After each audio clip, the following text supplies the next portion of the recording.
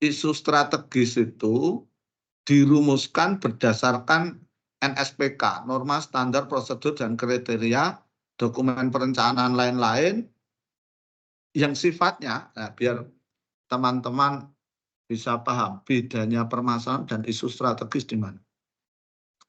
Isu strategis itu kondisi yang seperti permasalahan pembangunan, tetapi yang potensial muncul di masa depan. Ya. Contoh, isu strategis di Jogja. Faktualnya sekarang, alih fungsi lahan pertanian itu tinggi. Lalu faktualnya sekarang ada pembangunan infrastruktur jaringan jalan, namanya tol, namanya JJLS, namanya apapun lah, outer ring road. Apa yang terjadi dengan pembangunan tol, pembangunan infrastruktur yang lain adalah alih fungsi lahan. Dampaknya apa? Sawah ini contoh dekat saya, di daerah nanti Banyuraden itu akan kena tol ring road Nogotirto itu 403 itu belok ke arah barat, selatan barat.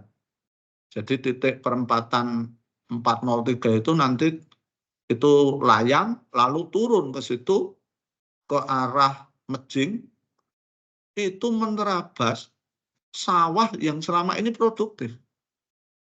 Berarti apa yang teman-teman masukkan di isu strategis? Pada sektor pertanian, isu strategisnya adalah alih fungsi lahan yang semakin meningkat, bukan semakin turun. Berarti ini masalah yang akan terjadi mungkin 3 tahun lagi, 5 tahun lagi, 10 tahun lagi. Ya, itu isu strategis. Ya. Isu strategis harus menggambarkan juga ini kondisi lingkungan yang berubah. Contoh, geopolitik. Geopolitik Timur Tengah yang sekarang konflik, kemudian geopolitik di Rusia dan Ukraina, itu apakah dalam 3 tahun ini kira-kira selesai atau tidak? Berdampak pada ekonomi atau tidak?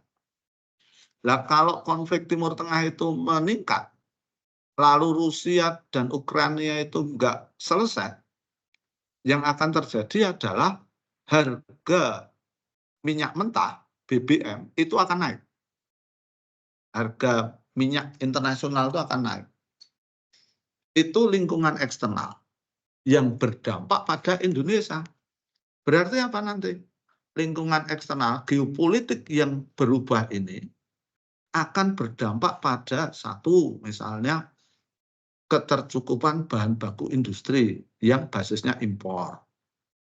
Yang kedua, distabilitas pada harga bahan bakar. Itu juga akan berpengaruh. Dampak lanjutannya apa? Dampak lanjutannya adalah ketidakpastian ekonomi. Teman-teman kan sudah belajar ekonomi. Dampaknya apa? Satu, misalnya nilai kurs yang akan berfluktuasi. Seperti sekarang. Sekarang sudah 16.200, bahkan di kemarin tuh 16.400. Ya. Itu kondisi yang nggak normal. Biasanya itu cuma 14.000, maksimal 15.000, 16. Apa dampaknya? Ya serius, nanti akan terjadi kenaikan secara real, utang kita kalau dikonversi ke rupiah jadi naik. Biaya impor naik. Sisi yang lain, ekspor kita mungkin ada peluang, kira-kira begitu. Ya. Nah, nanti lingkungan eksternal itu dimasukkan rumusan isu strategis. Oke ya, tadi contohnya geopolitik, kemudian apalagi yang nasional, misalnya peralihan kepemimpinan nasional. Kalau tidak terjadi masalah, ya itu nggak usah masukkan isu strategis, tapi ketika ada potensi masalah, itu masukkan. Ya, itu contoh. Oke ya, tadi permasalahan pembangunan dan isu strategis. Isu strategis ini tadi sudah saya sampaikan ya. Loh, apa yang harus yang dicermati? Nah ini tadi ya, yang berpotensi memberi dampak dalam jangka menengah maupun jangka panjang. Ingat ya, berpotensi itu berarti sebenarnya sekarang belum menyentuh semuanya, tapi akan terjadi. Itu namanya isu strategis. Kalau permasalahan yang sekarang dihadapi itu namanya permasalahan pembangunan.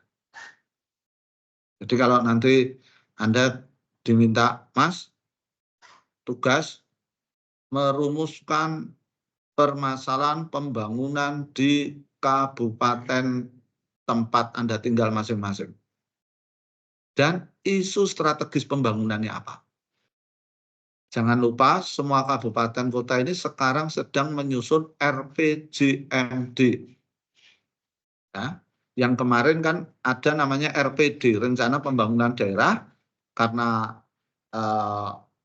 ada namanya pilkada serentak, sehingga RPJM itu gugur, diganti RPD. Nah, nanti karena wali kotanya di PJ, gubernurnya di PJ, wali kota di PJ, maka dia bergerak bukan pakai nama RPJMD, tapi dia bergerak pakai dokumen namanya RPD, Rencana Program Kegiatan Daerah. Ya. Nah, RPD ini nggak bisa terus-menerus, karena ada mandatori, semua daerah sudah menyusun RPJMD 2025 sampai 2000, kalau 5 tahun ya 2029. Kalau yang RPJP daerah sampai 2045. Nah, di dalam rumusan itu ada bab yang namanya permasalahan pembangunan daerah dan isu strategis.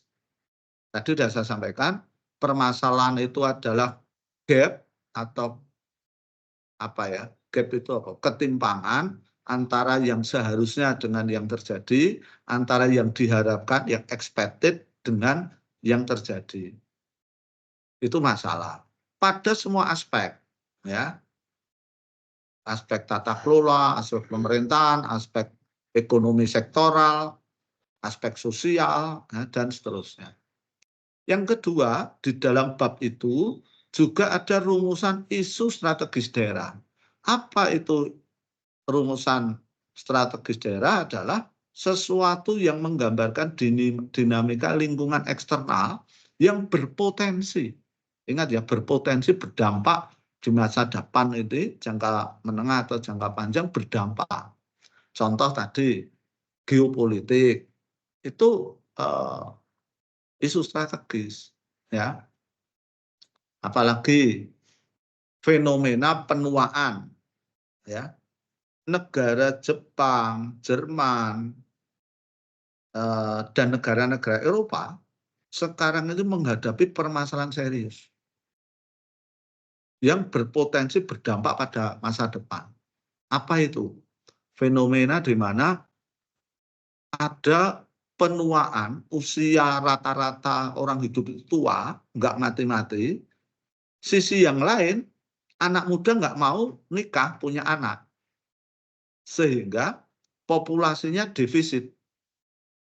Ini sudah dialami Jepang, Jerman, sekarang mulai masuk Singapura. Singapura sudah mulai ketir-ketirin. Bahkan Cina saja sampai merubah kebijakan. Yang dulu itu wajib loh ya, hanya satu anak, sekarang didorong untuk 2 anak justru. Kalau dulu Cina itu wajibnya maksimal 1 anak. Ketika 2 anak didenda. Ketika punya anak yang ketiga dendanya lebih tinggi.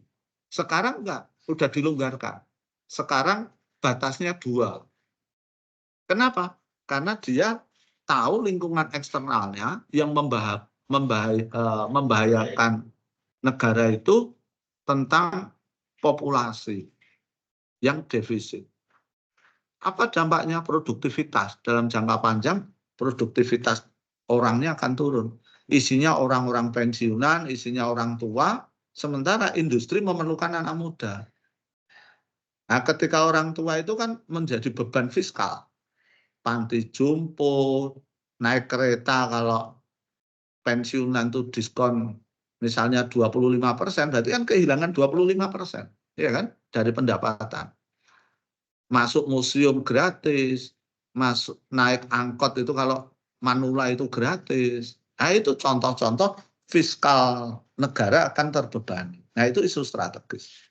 Tapi sekali lagi yang paling utama yang lingkungan eksternal, ya. Lingkungan eksternal. Itu kira-kira substansi untuk bab perumusan masalah dan isu strategis, ya. Sama ya tadi ya, permasalahan pembangunan dan isu strategis itu menjadi dasar perumusan kebijakan. Jadi jangan bikin kebijakan tanpa melihat isu strategis. Jangan Anda merumuskan kebijakan tanpa melihat permasalahan pembangunan.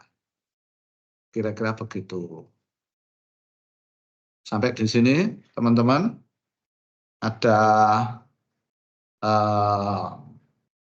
masukan, karena minggu depan kita sudah masuk pada perumusan, mana ini? Sebentar.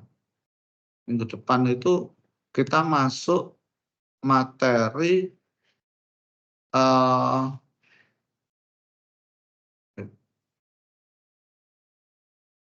setelah isu strategis itu kita formula indikator, ya. Setelah itu baru kita belajar tentang LFE. LFE nanti saya sampaikan model-model yang ada di NGO, di LSM aja. Biar teman-teman juga paham, oh kalau perencanaan pembangunan di dalam NGO itu seperti apa.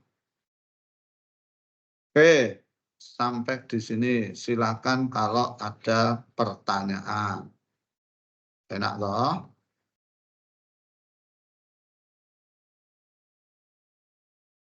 Silakan teman-teman kalau ada pertanyaan. Jadi materi kita simple, tapi nanti itu Anda harus jeli merumuskan. Silakan Tri. Siapa? Oh, Herjuno. Silakan Jun. Iya Pak, mohon izin bertanya. Kalau misalnya dokumen itu kan berdasarkan analisis apa tadi? Isu strategis. Bagaimana kalau misalnya dalam perkembangan ke depan isu strategisnya itu ada penambahan baru? Padahal itu kan misalnya dokumen jangka panjang RPJPD ya, RPJPD. Gimana cara mengoreksinya? Itu aja Pak. Oke. Baik, terima kasih Penambahan Juno. isu baru. Ya, menambahkan atau mengurangi isu baru berarti nanti dampaknya kan kepada program baru dan kegiatan baru dan indikator baru. Pasti berdampak ke sana, ya kan? Kapan itu dilakukan? Dilakukan kalau RPJMD atau RPJMN itu dilakukan tahun ketiga.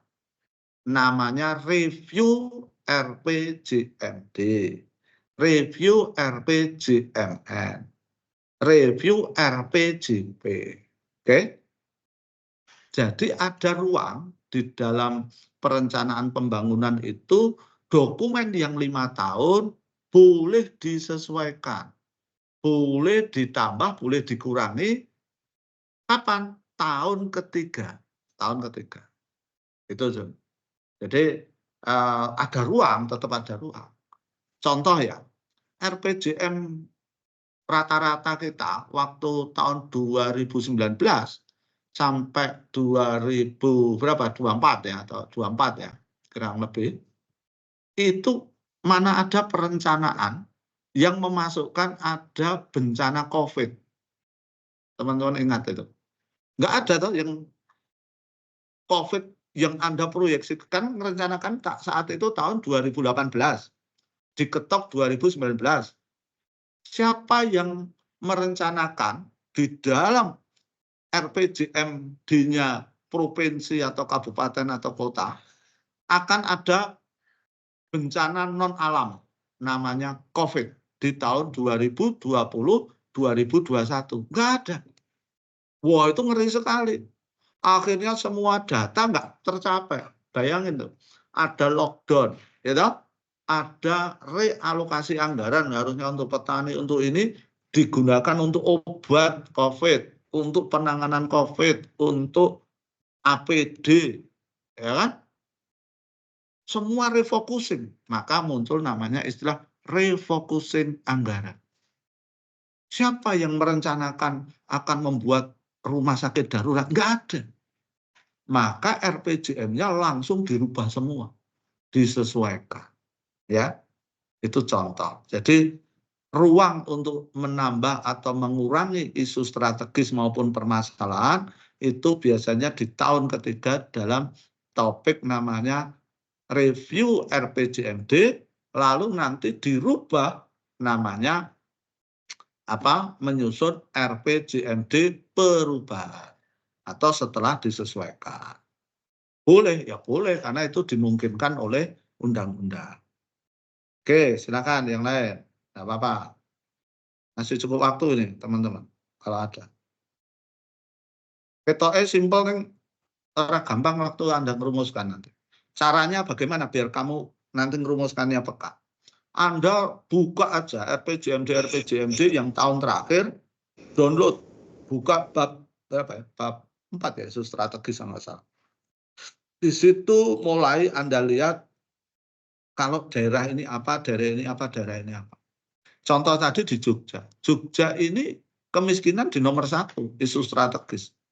Tapi di daerah yang lain misalnya di Jakarta nggak kemiskinan. Mungkin Jakarta penanganan infrastruktur misalnya atau demografi penduduk yang komuter itu orang yang masuk keluar dengan cepat itu ya, mutasi penduduk itu cepat dan seterusnya. Oke, Anggi, silakan Anggi. Baik Pak, Assalamualaikum warahmatullahi wabarakatuh. Izin bertanya Pak. Waalaikumsalam warahmatullahi wabarakatuh. Saya mungkin melanjutkan tadi pertanyaan Mas Juna ya tadi. Ya. Ada tidak Pak misalnya dalam penyusunan hal-hal semacam ini itu bagian-bagian penggunaan dana Pak, artinya ada dana darurat lah semacam itu. Dalam penyusunan itu ada tidak? Misalnya kan kayak COVID ini kan kita tidak tahu akan terjadi sesuatu di kemudian hari. Ini berkaitan dengan isu-isu strategis Pak. Apakah di dalam penyusunan itu ada bagian namanya dana darurat? Nah semacam itu Pak. Ada. Ya, langsung saya jawab ya.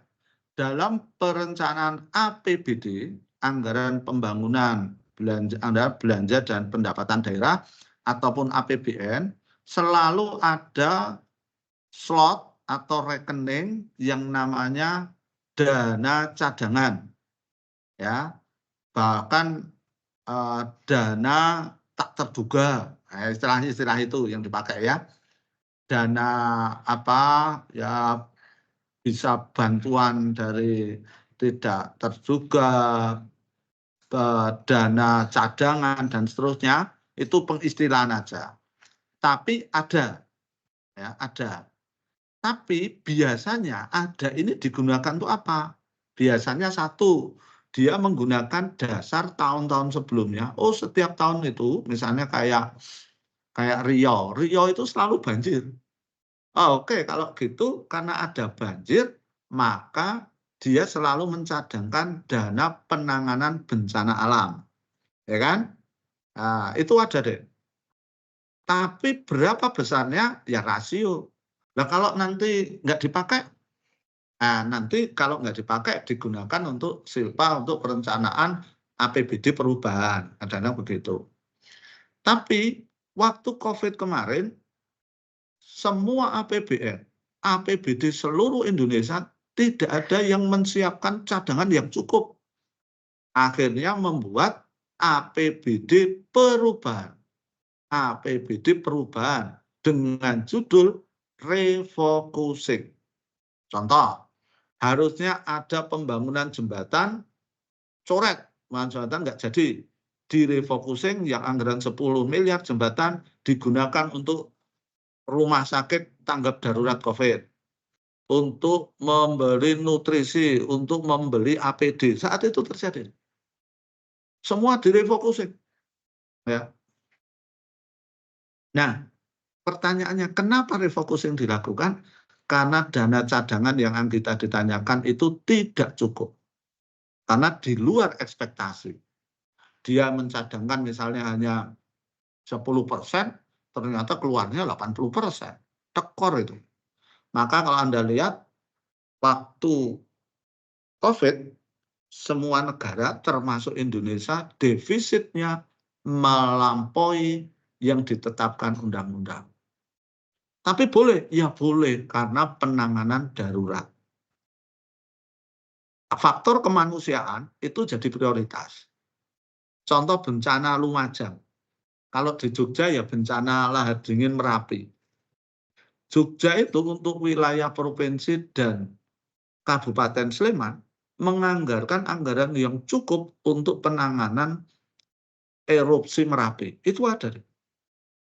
Kalau daerah lain ya bencana alam aja, misalnya gempa, misalnya apalagi itu puting beliung dan seterusnya. Gitu ya. Jadi ada mekanismenya, tetapi belum tentu dana cadangan itu cukup. Ya, belum tentu. Contoh pengalaman COVID itu luar biasa kemarin. Nggak ada satupun daerah yang memiliki memasukkan isu strategis akan ada bencana COVID, enggak ada. Ya. Saya yang ikut dalam beberapa perencanaan di daerah pun ya enggak mikir akan ada bencana itu. Yang ada ya bencana alam aja. Contoh ya, dalam RPJM itu masukkan Jawa secara umum Indonesia masuk namanya Ring of Fire. Kita ini ada di bentang bentang alam ya, yang memiliki potensi terjadi gempa. Ring of Fire-nya karena apa? Satu, benturan lempeng Australia dan Asia, sehingga memunculkan gempa. Yang kedua, karena kita punya Gunung Merapi yang kayak berjejer dari Sumatera, Nias gitu, terus sampai Papua. Yang semua aktif. Contoh sekarang, itu di Sulawesi Utara ya, Manado itu kan sampai sekarang erupsi, ya toh. Lumajang, erupsi Semeru, Merapi ini coba Anda buka di Google. Apa status Merapi? Siaga deh, jangan dikira enggak. Cuman karena rano korban orang jadi berita. Kita ini statusnya siaga, Merapi itu. Ya. Nah, itu semua memerlukan ekspektasi. Maka bencana alam dalam perencanaan pembangunan dimasukkan isu strategis. Kira-kira begitu. Oke, Juno, silakan masuk. Siap. Mohon izin kembali lagi pertanyaan. Dalam hal perencanaan dari RPJMD ataupun RPJPD itu kan harus ada kesesuaian Pak dengan dokumen di atasnya. Ya. Nah, kriteria kesesuaian itu harus seperti apa, misalnya berapa persen atau semua isu harus diangkat, NSPK. gimana? Ya. Dengan perencanaan atasnya toh, misal daerah dengan kabupaten dengan provinsi, provinsi dengan nasional. Kalau kabupaten itu berarti nasional dan provinsi. Kira-kira gitu.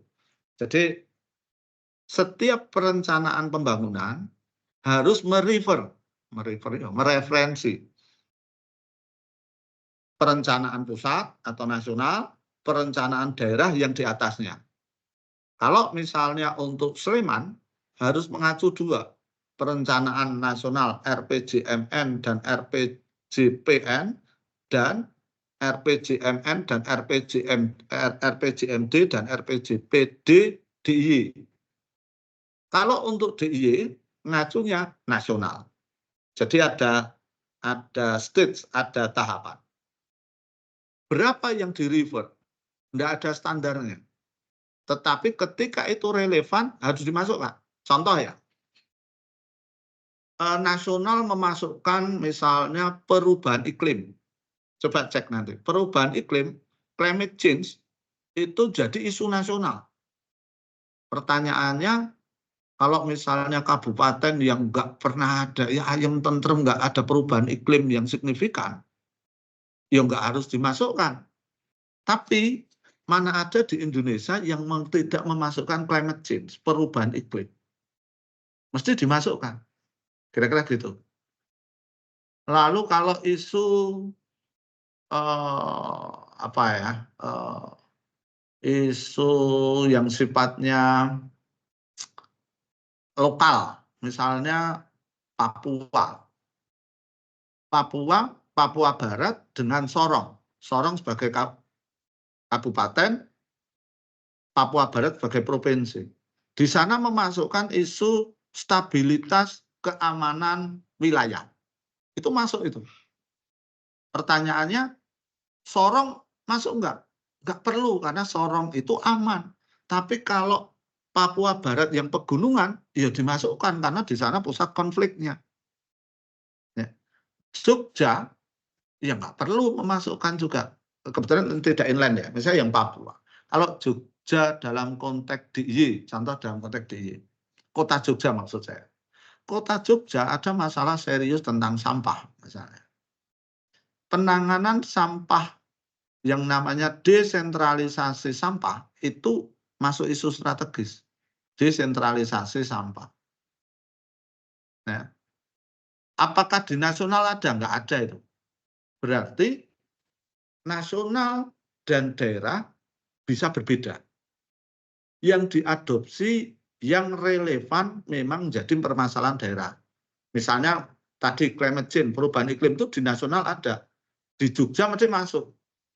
Karena climate change Jogja ini sektor kedua ya, setelah manufaktur itu pertanian.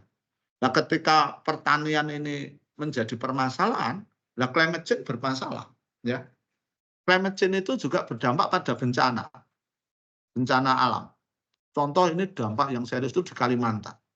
Climate change menjadi isu strategis di Kalimantan nomor 1. Kenapa? Karena di sana itu perubahan iklim itu berdampak serius pada 1, kebakaran hutan. Yang kedua, bahkan perubahan suhu. Itu nanti dampaknya pada kesehatan masyarakat.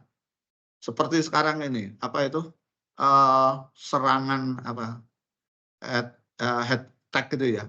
Di Kamboja, di Vietnam, itu kan serangan panas yang dahsyat. Yang biasanya suhu itu hanya 25-30, sekarang sampai 49 derajat. Maka orang sana pada shock.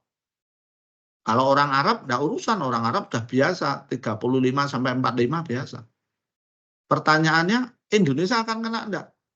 Indonesia kalau yang Jawa, enggak terlalu ngefek, tapi Indonesia yang kena garis khatulistiwa, kena dampak.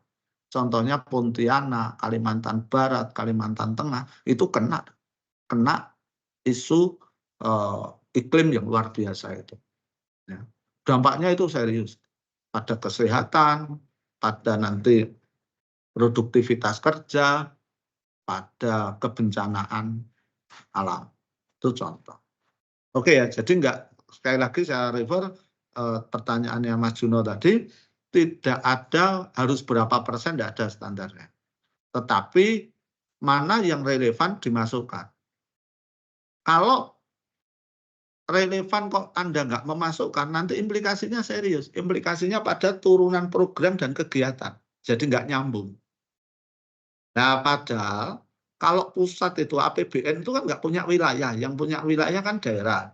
Wong provinsi aja nggak punya wilayah kok. Undang-undang kita itu yang punya wilayah kabupaten kota.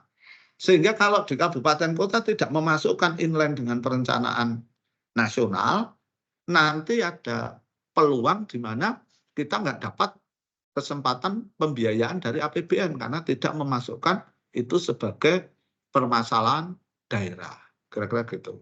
Karena sumber pembangunan daerah, nanti kalau kita udah bicara tentang materi pendanaan, itu bisa dari pusat, namanya APBN, bisa dari daerah, APBD, ataupun dari sumber yang lain. Kira-kira begitu. Oke, masih ada waktu, silakan kalau ada pertanyaan. Kalau tidak ada, tolong Anda diskusi kelompok ya, terserahlah Anda mau bertiga, coba identifikasi secara umum diskusi itu maksud saya biar Anda mau diskusi bersama, tapi yang kamu bedah adalah wilayah masing-masing lah, sesuai wilayah Anda tinggal. Misalnya Anggi itu, Anggi kamu tinggal di mana? Aslimu mana? Jakarta? Mana Anggi? Saya NTB, Pak.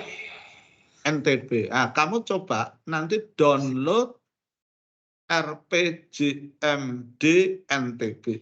Kira-kira gitu ya. Kamu review bagian permasalahan dan isu strategis. Kamu kritisi, kamu ini orang pintar, kamu ini orang magister, pintar. Kritisi, ini masih relevan atau enggak? Ada yang terlupakan atau enggak? Atau sebenarnya enggak cocok? Jangan lupa ya NSPK-nya tadi. Cek pusat saya apa Pak, ya. Maka tadi ya guidance-nya tolong teman-teman juga membaca Permen itu salah satu lah guidance bagaimana bikin scoring. Isu strategis nanti pakai scoring, silakan Anda bikin scoring. Oh ini memang menjadi nomor 1, ini nomor 2, silakan. Tapi saya yakin tiap daerah beda. Maka saya minta diskusinya Anda diskusi kelompok. Yuk bahas NTB dulu, yuk bahas. Nita dari mana Nita? Saya dari Karawang, Pak. Karawang, Jawa Barat ya. Oke, Karawang berarti pasti punya isu strategis yang berbeda dengan misalnya di Klaten, misalnya di Sleman, pasti sudah berbeda. Nah itu dibedah, didiskusikan, ya diskusikan. Ya. Saya memang berkeinginan Anda itu nanti ada forum diskusi sharing-sharing, tapi setelah saya sampaikan teori-teorinya dulu. Kemarin kan kita sudah mulai teori perencanaan, isu strategis, nanti indikator, nah setelah itu baru diskusi, ya kayak presentasi seminar kecil lah di kita, di forum kita. Setiap orang mengutarakan hal-hal telaah kritis dari dokumen yang ada. Anda tak suruh nyusun dokumen, tapi mentelaah kritis dari dokumen yang ada. Kalau memang nggak cocok, bahkan ada loh dokumen itu dibikinkan. Akhirnya dampaknya copy paste permasalahan pembangunan Temanggung dipakai di Sleman, nggak cocok. Konsultannya sama, yang rencanakan Sleman dipakai di Sragen, nggak cocok. Ya. Jadi real itu harus sesuai konteks kewilayahan masing-masing. Gitu ya, tolong tuh Anda cermati, dokumen yang kamu review satu saja, RPJMD aja di kabupaten. Karena kalau Anda bicara kabupaten, berarti review atasnya pasti kamu buka RPJM provinsi dan RPJM nasional. Kira-kira begitu. Oke, ada pertanyaan lagi? Silakan kalau ada. Kalau tidak akan saya tutup. Jangan lama-lama, kuliah semakin lama semakin cepat bodoh. Nah, cepat baik. Ya. Oke, cukup? Jajan, cukup? Cukup, Pak. Cukup insya Allah, Pak. Rambutnya wis kayak Korea Utara lho. Dan sadar rambutnya wis kayak Kim Jong Il. Oke, cukup ya, teman-teman. Ketemu insya Allah minggu depan. Tugas teman-teman mereview telaah kritis dari permasalahan pembangunan dan isu strategis kabupaten atau kota tempat teman-teman berasal. Ya, silakan aja. Saya kira itu, ketemu minggu depan. Wassalamualaikum warahmatullahi wabarakatuh. Waalaikumsalam warahmatullahi wabarakatuh. Terima kasih, Pak. Yo, matur nuwun. Sama, Pak.